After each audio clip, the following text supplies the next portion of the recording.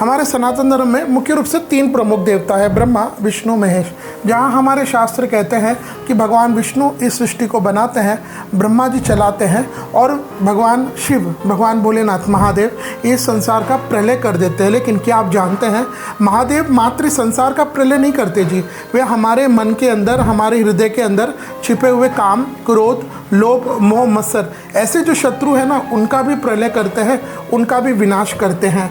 हमारे यहाँ जितने देवी देवता हैं, अगर आप उनके त्योहारों को देखें, उनकी पूजा का, उपासना का जो समय देखें, तो अधिकतर त्यौहार देवी देवताओं के कब होते हैं? मोस्टली कोई देवता का सुबह ब्रह्म मुहूर्त है, कोई सुबह आप समझिए और सूर्योदय के आसपास है, थोड़ा अपराह्न काल है, ज़्यादा से ज़्यादा अपराह्न काल तक 12-1 बजे तक सभी देवी देवताओं की पूजा कर देना चाहिए, ऐसा विधान है। लेकिन इनमें हमारे भूत भावन महादेव की पूजा का समय होता है शाम के समय, सूर्यास्त के आसपास का समय, जिसको हम लोग प्रदोष काल कहते हैं। तो यही प्रदोष काल, यह प्रदोष नाम का जो शब्द है, यह भगवान शिव का सबसे प्रिय है, क्योंकि भगवान शिव के साल भर में आने वाले जितने त्यौहार हैं उनमें यह महाशिवरात्रि इंक्लूडिंग है ना। तो लेकिन अगर हम तिथियों की बात करें तो उनमें 13 तिथि को अधिकतर आने वाला प्रदोष व्रत, कृष्ण पक्ष और शुक्ल पक्ष दोनों पक्षों में आता है। तो एक साल में 24 प्रदोष के व्रत हो जाते हैं। तो ये प्रदोष की तिथि भगवान महादेव की प्रिय तिथि है। इस प्रदोष तिथि को मुख्यतः हमें भगवान महादेव को, भगवान शिव को रिझाना चाहिए। हम उनकी पूजा पाठ करें, आराधना करें, उनका व्रत करें, उनकी कथा सुने तो महादेव निश्चित कृपा करते हैं।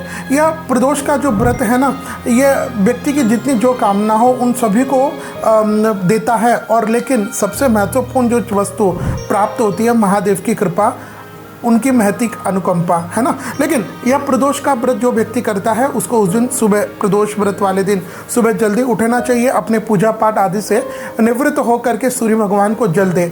सूर्य भगवान को जल देने के बाद अपने घर में ही अगर शिवलिंग हो तो उस पर जल चढ़ाएं, और फिर उसके बाद अपने निकटतम कहीं घर के आसपास शिवालय हो, शिवालय यानी शिव का आलय जहाँ भगवान महादेव निवास करते हैं, वहाँ पर जाए और अपने घर से ही हाथ में थोड़ा सा जल और गंगा जल लेकर के या अभिषेक की जो कुछ सामग्री है वो सभी लेकर के आप महादेव के मंदिर जाए और वहाँ पर जल चढ़ाइए। और महादेव का जो सबसे प्रिय मंत्र है कौन सा है? ओम नमः शिवाय। यह मंत्र हमारे शास्त्रों में, हमारे पुराणों में सभी जगह यही मंत्र का वर्णन है।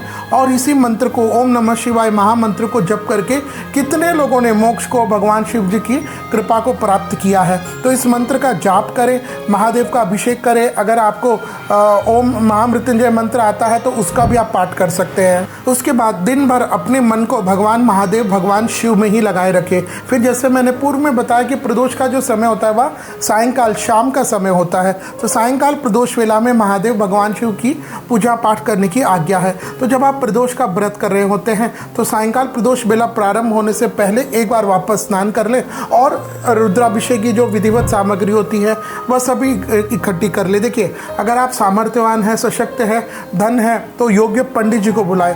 पंडित जी के द्वारा विधि विधान से जैसे वो आज्ञा करते हैं उस तरह हम अभिषेक करें और पंडित जी रुद्राभिषेक का पाठ करेंगे, रुद्री का पाठ करेंगे और हम वो जैसी आज्ञा देंगे हम वैसी पूजा न करेंगे। जल चढ़ाना, जल चढ़ाएंगे, दूध घी दही है, फिर हम हवन करेंगे और फिर प्रदोष की कथा भी आपको सुनना है। हमारे शास्त्र कहते हैं कि प्रदोष की कथा अलग होती है और जो वार के अनुसार प्रदोष की कथा होती है वह अलग होती है। तो आपको क्या करना है, प्रदोष की कथा तो सुननी भी है, लेकिन जो वार है ना, जैसे सोमवार है तो सोम प्रदोष व्रत की कथा, बुधवार है तो बुध प्रदोष व्रत की कथा, यह आपको सुनना है। लेकिन क्योंकि हमारे शास्त्र आज्ञा करते हैं कि प्रदोष के विषय में, यदि रवि प्रदोष से आप व्रत को प्रारंभ कर रहे हैं तो दीर्घायु और आरोग्य को आप प्राप्त कर सकते हैं। आपको अगर अपनी ग्रहों की दशा निवारण करना है, अभिष्ट सिद्धि प्राप्त करनी है, तो आप सोम प्रदोष से अपने व्रत को प्रारंभ करें।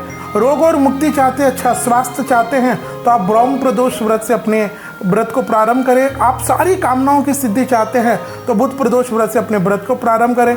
आप चाहते हैं आपके शत्रुओं का विनाश हो तो गुरु प्रदोष व्रत को आप कर सकते हैं। सौभाग्य और स्त्री के आपके अगर आपको कामना है तो आप शुक्र प्रदोष का व्रत करें। पुत्र और राजपद चाहते हैं तो आपको शनि प्रदोष व्रत से अपने व्रत को प्रारंभ करना चाहिए। तो आप आइए, अब हम जानते हैं साल 2025 के महीने में यह प्रदोष का व्रत कब रहेगा। देखिए, जैसे मैंने पूर्व में बताया कि प्रदोष का व्रत अधिकतर 13 तिथि को ही आता है। तो सबसे पहले यह 13 तिथि, त्रयोदशी तिथि प्रारंभ हो जाएगी 7 जुलाई 2025 को रात्रि के 11:10 और त्रयोदशी तिथि समाप्त हो जाएगी 9 जुलाई 2025 को रात्रि के 12:38। तो इसके हिसाब से साल 2025 में या आषाढ़ के महीने में यह भगवान शिव का, भूत भावन भगवान महादेव का प्रिय प्रदोष का व्रत रहेगा मंगलवार, यानी भौम प्रदोष व्रत 8 जुलाई 2025 को। और इस दिन प्रदोष की पूजा का शुभ मुहूर्त रहेगा शाम के 6:57 से रात्रि के 9:02। तो जैसे मैंने पूर्व में बताया कि वार के अनुसार कथा सुननी चाहिए। तो यह जो आ रहा है जुलाई का महीने का, यह भौम प्रदोष व्रत है, यानी भौमवार यानी मंगलवार को। तो आप प्रदोष व्रत की कथा सुने, लेकिन साथ में भौम प्रदोष व्रत की कथा को भी अवश्य सुनिएगा। तो इस प्रकार जो कोई व्यक्ति अपने प्रदोष व्रत वाले दिन अपने तन को, मन को, अपने सारी क्रियाओं को महादेव को प्रति अर्पित कर देता है, निश्चित महादेव की उस पर कृपा होती है। और जहाँ पर कृपा महादेव की हुई ता पर कृपा करे सब कोई। जिस पर भगवान महादेव की कृपा है वह व्यक्ति, वह जीव तो फिर सभी के द्वारा प्रिय लगने लगता है। तो यह हुआ साल 2025 में जुलाई के महीने में प्रदोष व्रत का निर्णय।